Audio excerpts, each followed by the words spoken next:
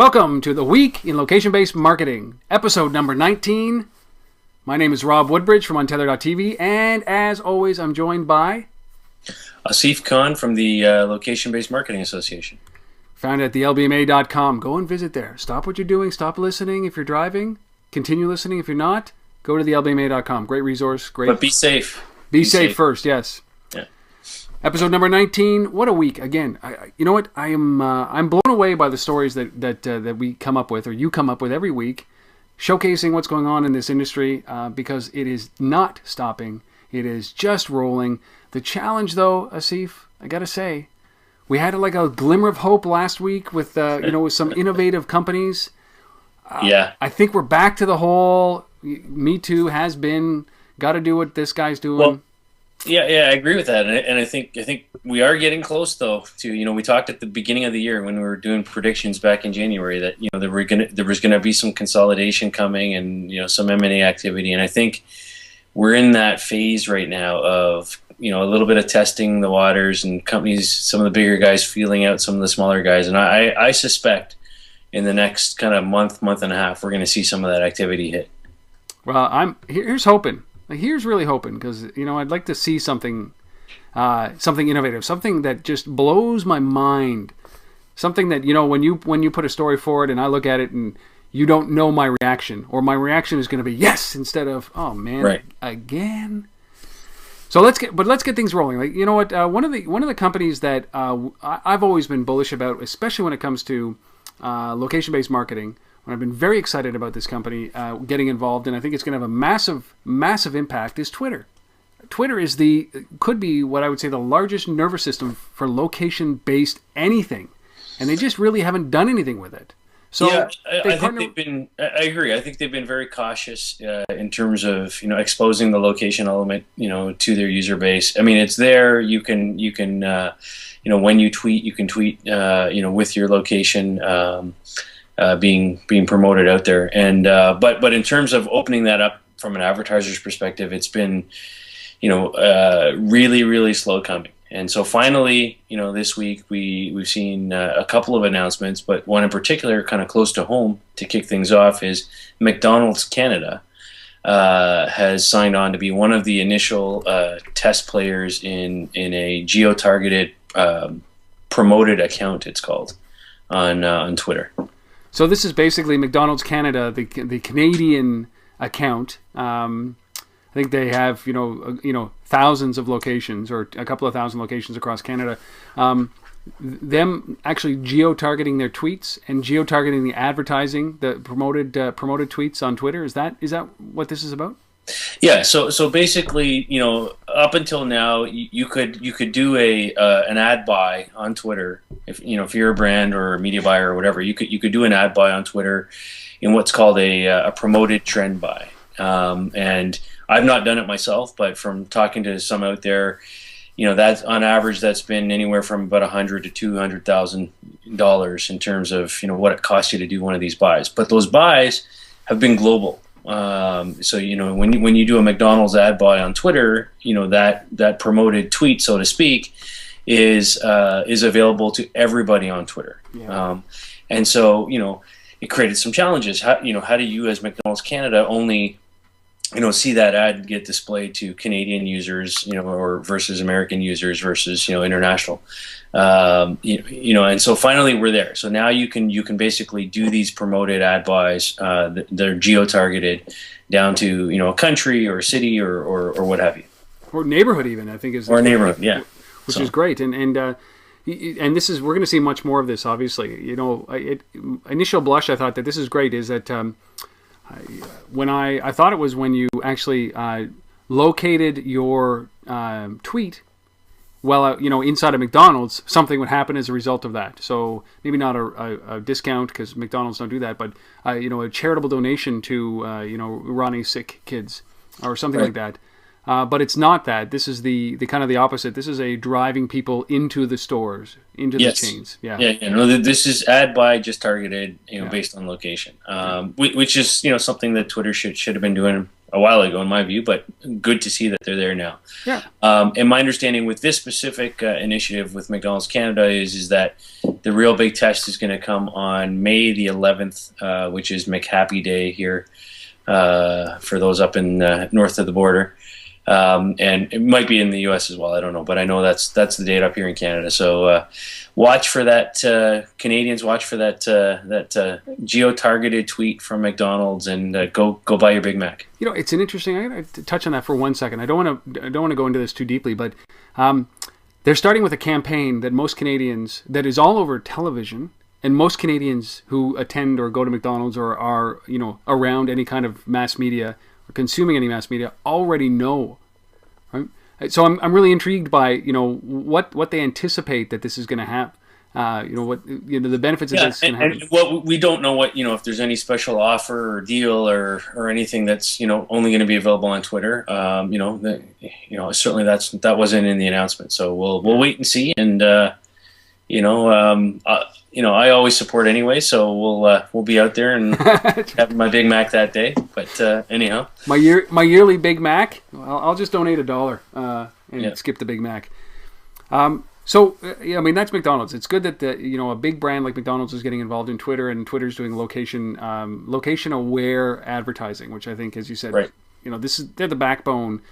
They're called the nervous system of the internet. They also, I think, could be the nervous system of location-based marketing as well. Yeah, and I also think too, just to close this story out, is I think from a McDonald's perspective, it's a good move to do something here because they, like most big brands, they should be doing things to drive the number of followers up, both on Facebook and on Twitter. I mean, they currently, I took a quick check. They're currently just over 4,000 people following them on the McDonald's Canada Twitter account, and that's a pretty small number.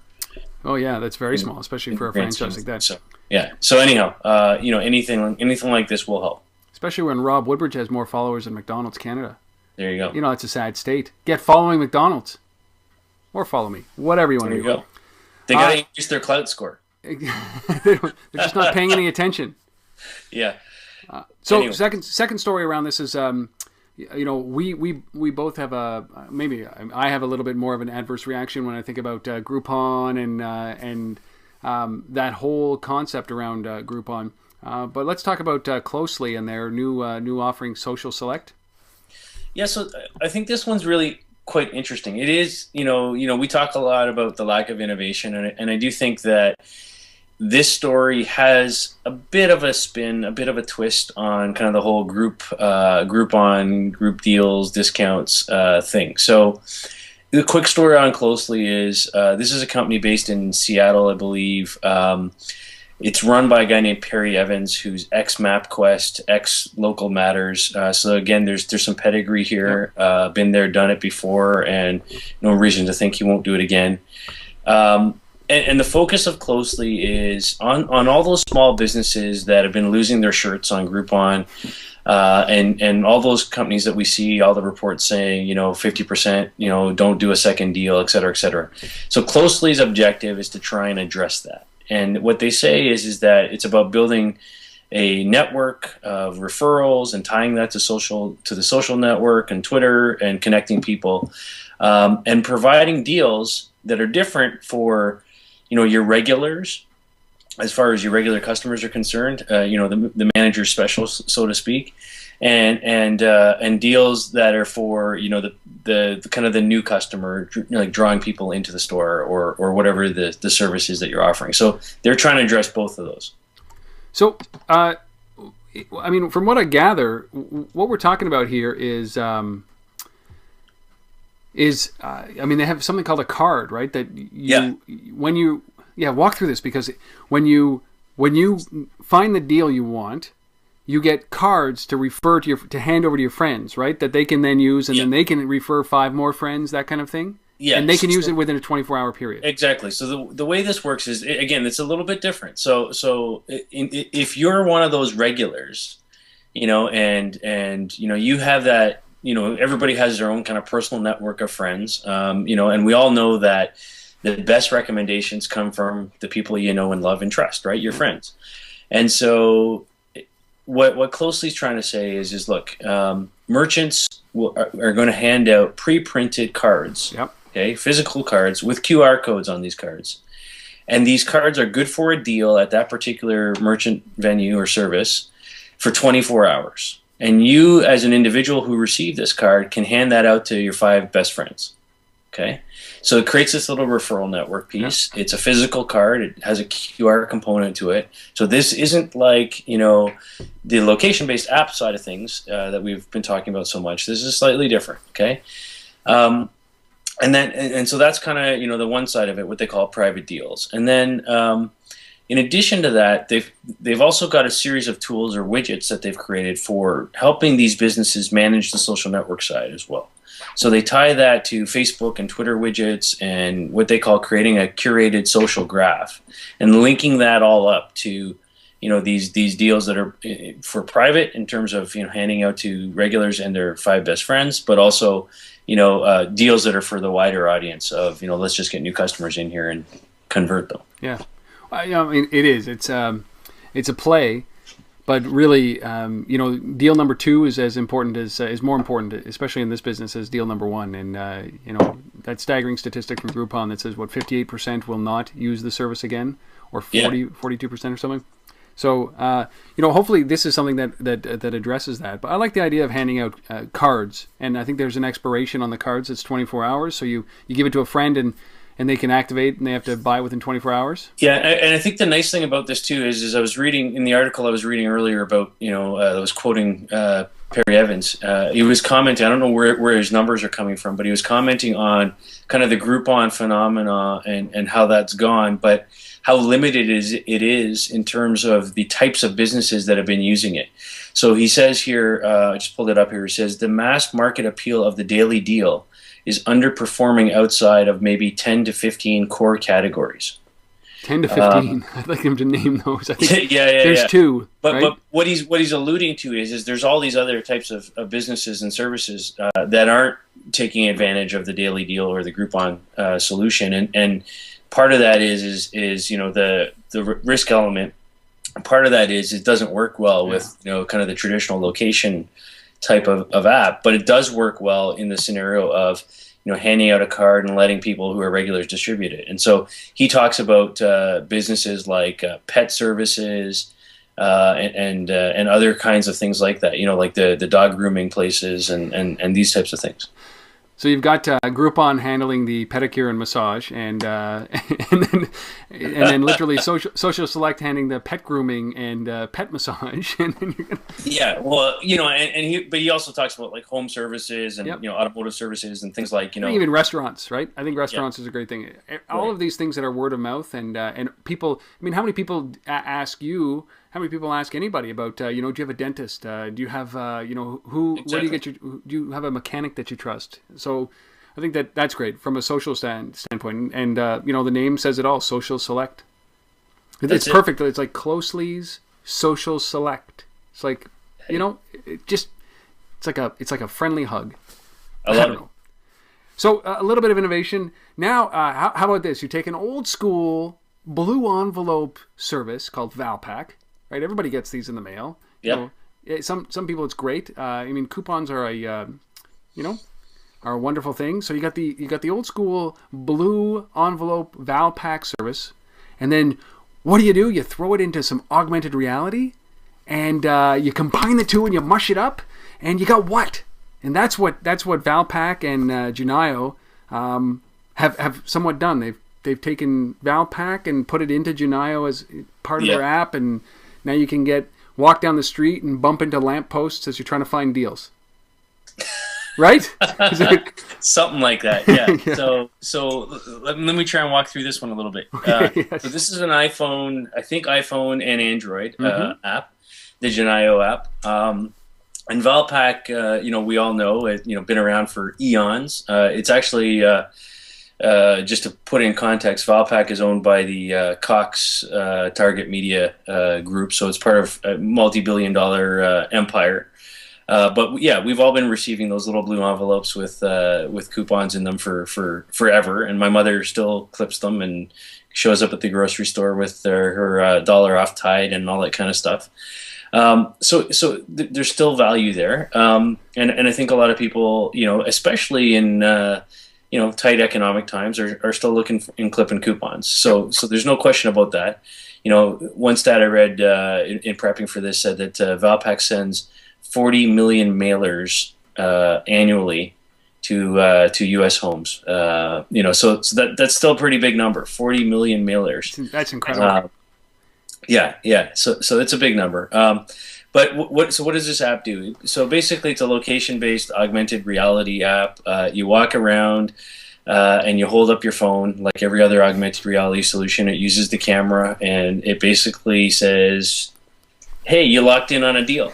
It like puts the little the little target marks on a particular place and says, "Hey, there's a deal there. Go and get it." And it's brought to you by Valpak. And what surprised me in kind of when I was digging into this a little bit is the range of the augmented reality solution. So apparently, the deal could be 5 feet away from you, but it could also be up to 20 miles. Exactly. It's like chasing. My kids are still chasing a rainbow, looking for that pot of gold, right? Like, yeah. So, well, this is a really.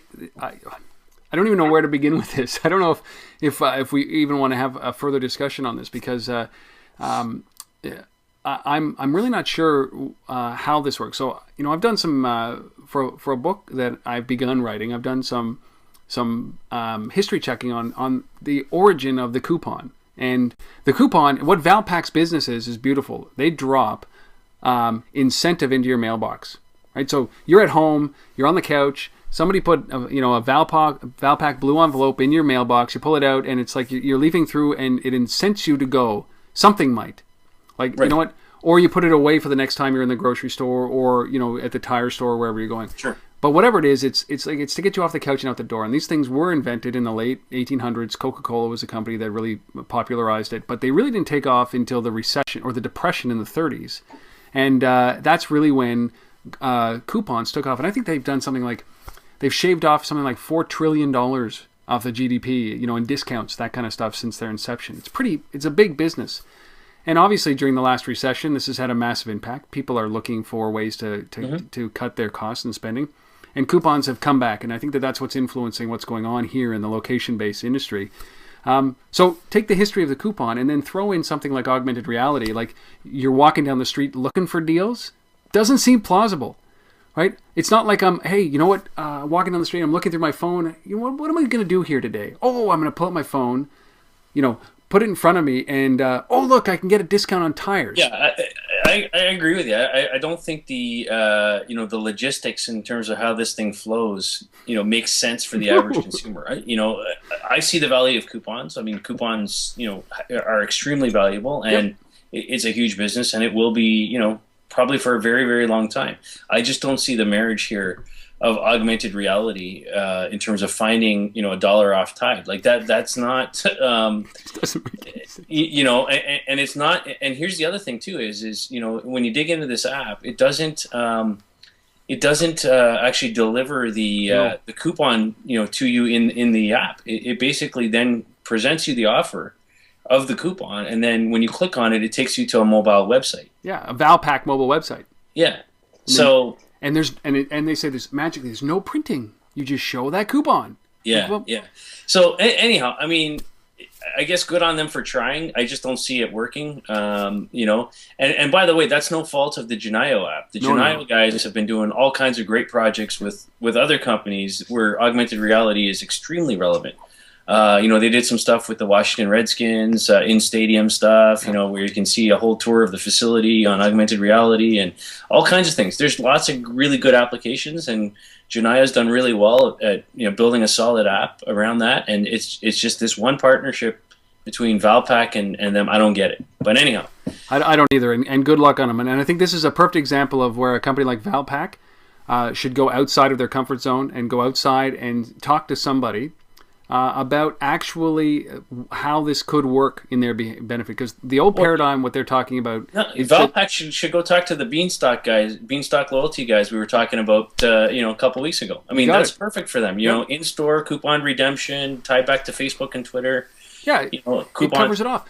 The challenge, though, Asif, and you know this. I mean, you're in this business as I am, is that people are trying to bring their business models into the mobile industry, and it doesn't work. They don't know what's out there, and they don't know what works. So they say, well, we'll just go, look, Groupon's successful, Foursquare's successful. Well, we'll just augmented reality it.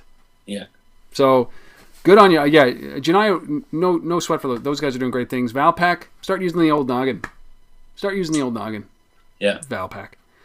So, our last real story here when we're talking about these kind of things is around this, not our last story about to date, but our last story around location-based offerings like this is Alliance Bank and Chalkboard.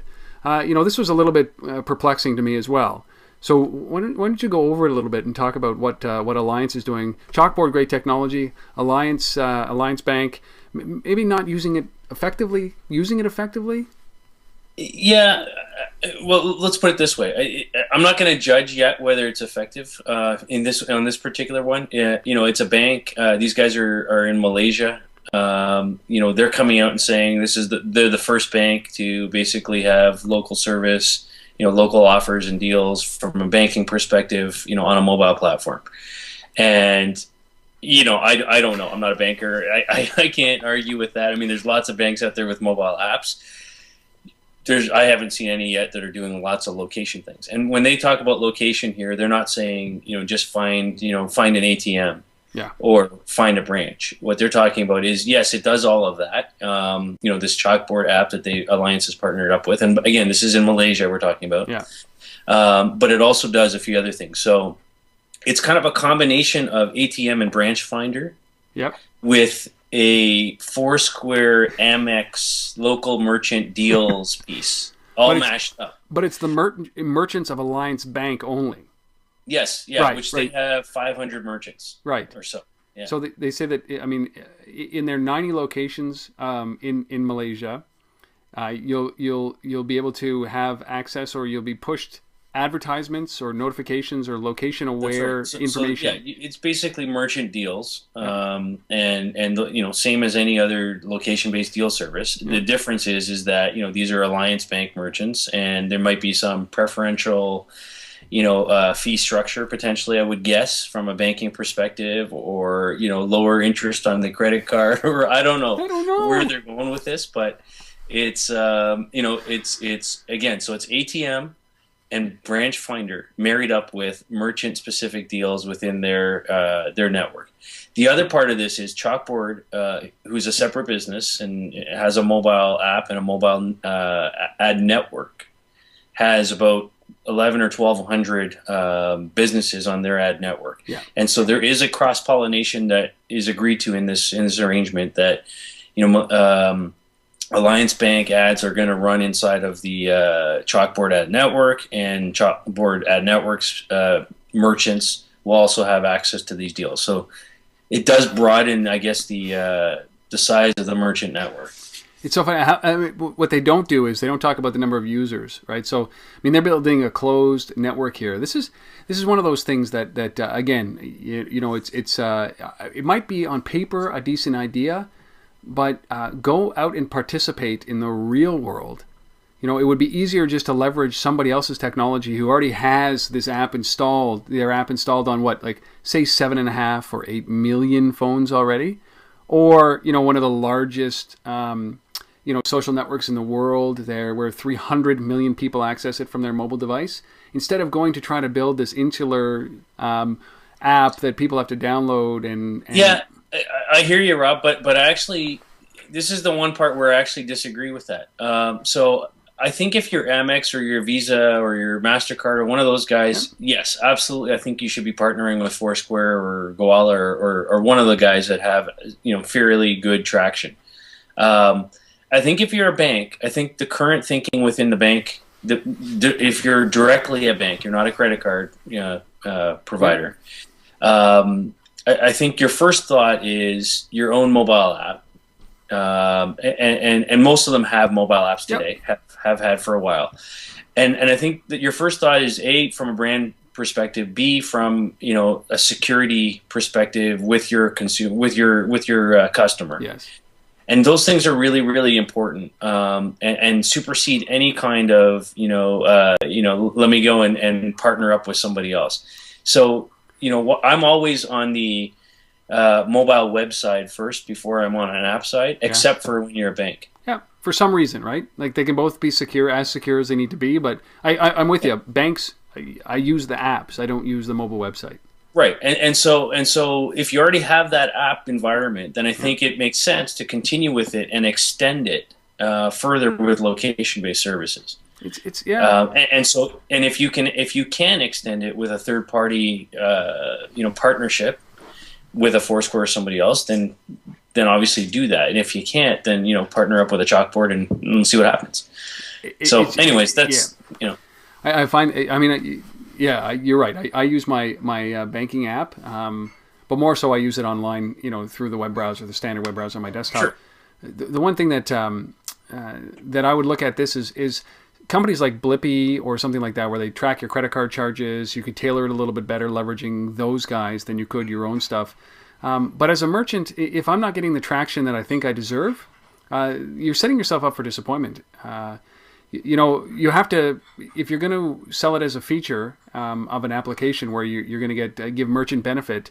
So instead of getting an iPad for signing up as a merchant at this bank, we're going to actually throw your ads in the swell of things and serve location. And that's why I think for guys like this, probably the better partnership isn't Foursquare. It's PlaceCast.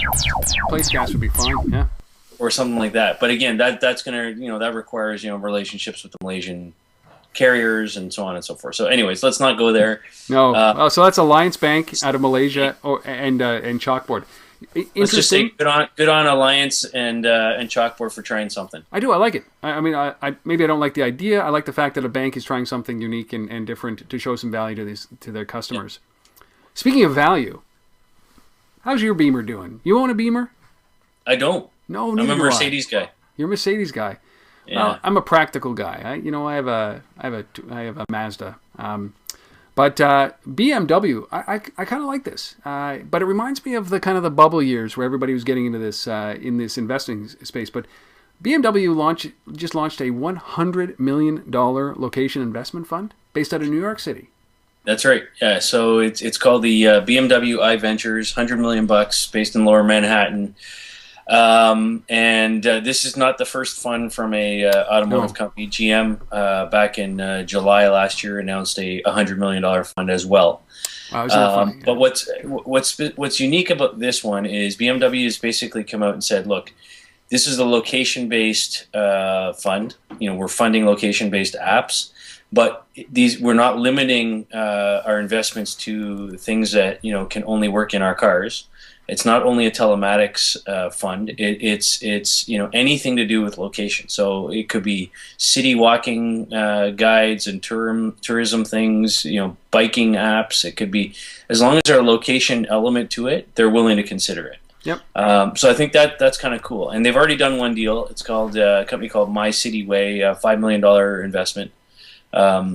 City guides. So what's that? They're city guides those. Yeah, city guides. Yeah. Again, hey, go buy a company for that much money. There's not a lot of value or innovation there. But I love the fact that BMW is getting into this. They realize that what they're creating is the ultimate mobile device, right? And adding a layer to that, like GM does.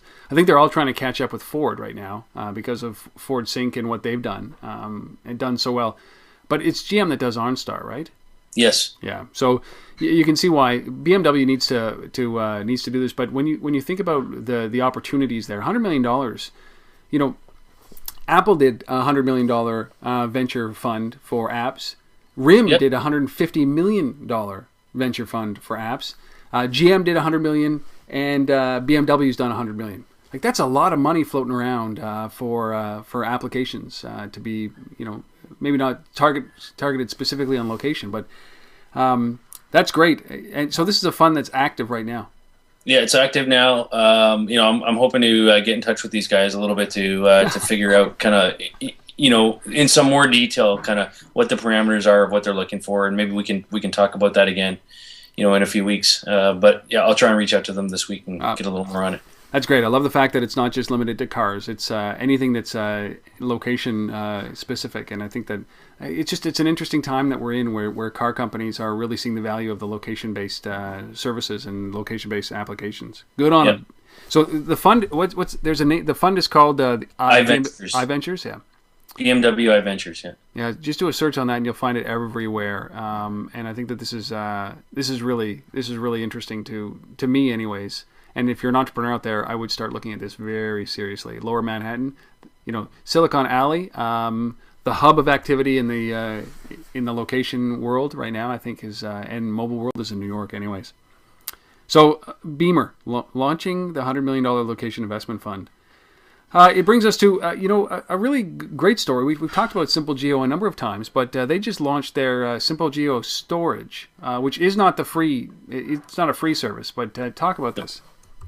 Yeah, so Simplegeo, this is a company that's been around now for about a year or so. Matt Galligan, one of the founders, actually was with him earlier this week in Chicago for the Enterprise Strategies for Location Intelligence event, and great company, doing some yeoman's work in terms of helping to seed the development community, in particular, with tools and services that support the building out of location-based applications. And so maybe if you go get some of that $100 million from BMW iVentures, you can use some of that to get storage from Simplegeo. So let's talk about that. So this is the third kind of offering that they've put out in the marketplace. The first was what they call Places, which is a database around points of interest as it pertains to locations. Yep. The second service that they put out was something called Context, and Context is basically information, kind of ancillary information related to those places, things like the weather, and so on and so forth that are associated with those physical venues. And now they've announced storage, which is basically a cloud-based service that runs off of Amazon Web Services. It's kind of positioned as the fastest solution in the marketplace in terms of database queries. So again, this is pretty technical stuff. This is for if you're out there building apps and you have this need for place data and having all of your tables and everything and your tree structures stored somewhere. Basically Simplegeo is providing a cloud Amazon Web Services storage system that they've purpose built for location based companies, and they've designed it in such a way in a tree structured environment that the response times when you go to query and pull data out of a system sitting up there is extremely fast. And so just to throw out some numbers here, I'm going to read. They say that 99% of the spatial queries saw less than 100 millisecond response time. The average was 20 milliseconds. So this is really, really fast in the world of kind of computing time frames in terms of pulling data down, when you query for it. And so I think this is a good thing. I think this is it's going to be beneficial to a lot of people out there that don't have the wherewithal for building their own server farms and hosting their own boxes and all that kind of stuff. Here's a cloud service. It is not free. It's so there's a cost to it. It's 25 cents per 1,000 data cells and 10 cents per 1,000 records stored. Yeah. So it's still pretty cheap. And they're not the only game in town, so there is PostGIS, which is another similar service. But I think it's faster, better structured, and we'll see how it plays out in terms of the cost side. Well, I mean, I think it's like these guys talk about innovation over just 1 year. I love what they're doing. It seems like they're not standing still, and they're looking for opportunities to do two things: make a business out of what they're doing.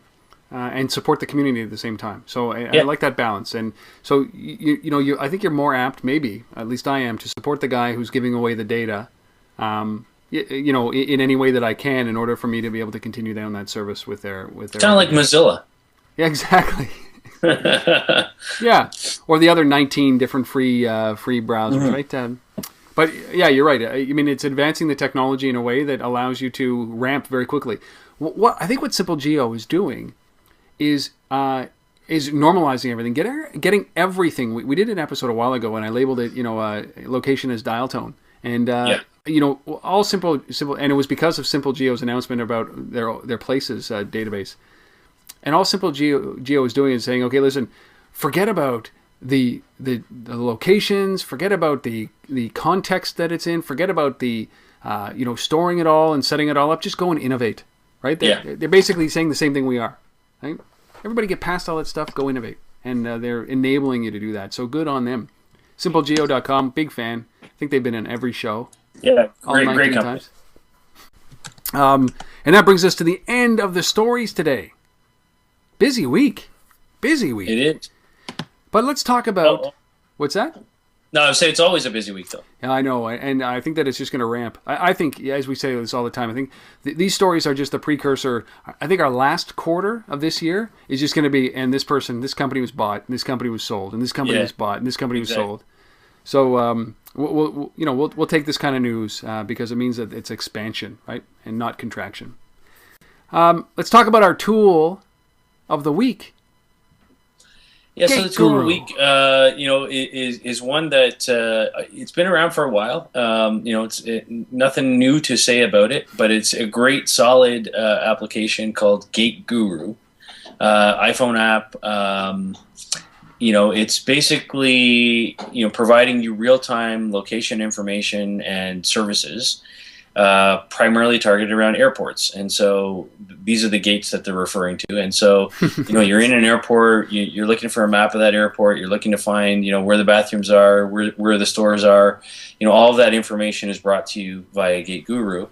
And I think the interesting thing about it here, just one thing to say about it is that, they're not simply looking to, with Gate Guru to provide you with kind of fixed information in terms of where stuff is in the airport. Yeah. But they're actually looking to factor in real-time data inside of this app, such that they intend to be in a position where they can tell you whether or not, as you're going through security, line A is 20 seconds faster than line B, and things like that are quite practical. Sometimes you're in a rush and you've got 10 minutes to catch a plane, and that 20 or 30 seconds can make a difference. Exactly. Yeah. So if you're cutting it that thin, you're like those are short margins. Well, it just means whether or not you have time to get to the Starbucks, right? Exactly. Yeah, you're right. Yeah. And if they actually put down the line status of the Starbucks or the Tim Hortons, that would be even better. It's like exactly. I don't care about customs so much. I care about how long that damn line is at the coffee shop. I like the idea here, and I really think that if you can think about once they open this data up, or they get expansion data where they can tell how long people are in line, or how what the gate statuses are. I think that the big deal for these guys should be in licensing this data and pushing it out to other apps, right? Yeah, and again, they do have a fair bit of review information in here as well. So there is kind of the Yelp restaurant review stuff, within those airports and so on. So there's a lot of rich data here. Well, I can't wait for the open API to come, and then people can start integrating that data into other applications. I feel it's like we talk about check-in fatigue. It's kind of like app fatigue. I don't want to download another app for single purpose. I just want the Uber app. Right. Yeah. I'm also the guy that said I would never use a smartphone. So, just joking. It's a bad joke, right? What am I doing? So so it's Gate Guru. Go to gateguru.com or look for it in the various app stores. Gate Guru. I will use that on my next trip. Did you use it when you were going to Chicago? I didn't actually. I just installed it this week after I got back. So. That's good. Oh yeah, that's why I'm feeling ill. I shouldn't have eaten in that restaurant. It actually came up because somebody mentioned it to me on the trip and said, "Oh, you should get Gate Guru." So as soon as I got back, I pulled it down. Gate Guru. 2 thumbs up. We'll try it out next week. Yeah. Oh yeah, big travel week for you this week, this month, anyways. So now our resource of the week. You try to stump me with these things. Tech Navio report on the Chinese location-based services market. We try really hard here at the LBMA to kind of be international, and I think it's important to kind of look and say that location-based marketing is something that's happening all over the world. It's not just a North American or European phenomenon. So Nice little study that's come out here, from TechNavio. They're basically predicting that by 2014, it's going to be a $218 million market in China.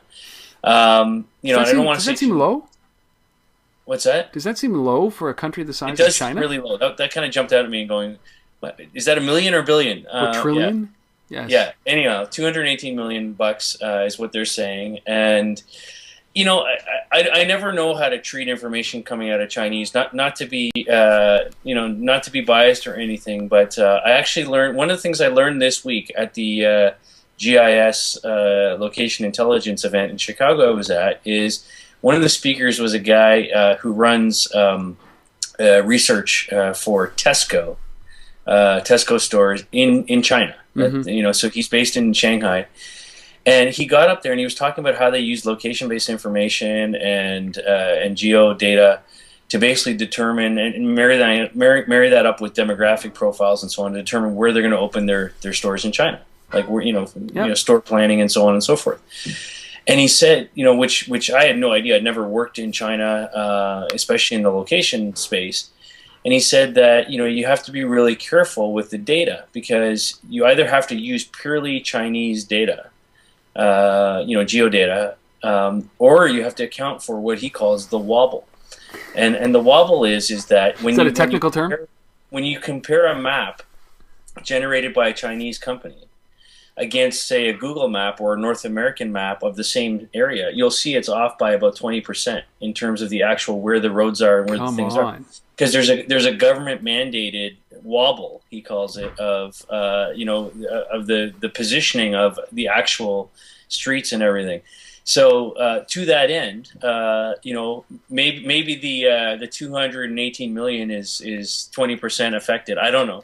It's wobbled as well. Or 20% of the market. My only point is that if you're interested in that market, take a look at this study. It looks pretty comprehensive from TechNavio. And if you're doing anything in that space, the lesson I learned this week is use Chinese data because it's going to be as accurate as it can be. So there's a few companies out there that do mapping in China. Jaipang, Gypsy, and Sina are the three top ones that I've seen out there. Oh, yeah. And so I take a look at that. It's funny because there is there's obviously a massive market for what we're doing in this space and what these companies are doing, and I think you were exposed this week in Chicago to the two tiers. Like there's the teen tier, which is the kind of young tier, which is what we're seeing with companies like Foursquare and the ones that are the rock stars today, versus the ones that have been doing this for 20 or 30 years. Those are the big boy data, the suit and tie guys. That there's such a divide, isn't there? There's no middle tier company at this point. Not yet, but it's coming. And what I talked about on my panel at the event this week is there's this kind of role to play for those big companies, the DMTIs, the Esris, the Pitney Bowes Business Insights, the IBMs, the Bentley Systems, all these guys. There's a role for them to play. As these two worlds come together, and that role is when you look at that new what you call the teens, the Foursquares and such. We've gone in the span of a year. We've gone from check-ins, being kind of the focus, to the last couple of months moving from purely just check-ins to recommendation engines. Yep. Okay, we've collected a bunch of data on you. We know where you go. We know what your friends like. Therefore, you might want to go to this place tonight or this event. So that's kind of where we're at right now. Yep. And I think by the end of the year, we're going to be a little bit more along the lines of predictive analytics and predictive modeling in terms of figuring out where actually people are going to go next. Yep. And that sounds a bit scary, but it's actually those companies that I just mentioned, all those kind of 20, 30-year-old companies that have billions in dollars in revenue in some cases, who have pioneered and developed the processes and the methodologies, for doing all that predictive modeling, right? When you're Dunkin' Donuts and you're trying to figure out where to open your 10 next stores, you're not going to Foursquare to figure that out. You're going to, a Pitney Bowes Business Insights or an Esri. Absolutely. Or an IBM. Yep. And that's what they've been doing for eons. And I think some of that kind of thinking is going to find its way into the analytics tools of this new world, this new crop of location-based services, and these check-in platforms are going to evolve, and there's going to be that marriage there. And in fact, when we talk about mergers and acquisitions towards the end of the year, I wouldn't be surprised if it's some of those big guys buying some of these new crop of companies. That's more like an adoption, right? Because they're the young guys are so young, and they need a parent to be able to say, "Listen, we've been doing this for a long time, guys. Let us handle the really important stuff. You guys, there's this term that's come out a lot about, which is now I'm not going to get it right, but it's really about it's a social term that talks about how you're feeling today. And I think a lot of people are trying to, put a location layer on your feelings and what you feel like today. And I think that's part of this engine. And I think that's really what, Foursquare and those guys symbolize to me. Is like it's gaming, it's game-ish. Yeah. And we talk about Esri and all these big guys. That's business, right? And but there's got to be a bridge somewhere between them. So yeah, maybe that's a prediction. So we should start. Just to close out that thought, we talked about the new platform last week, right? About with the two big buttons. I'm hungry or I'm bored, right? Yeah. How are you feeling today, right? So that's exactly what it is. It's so true.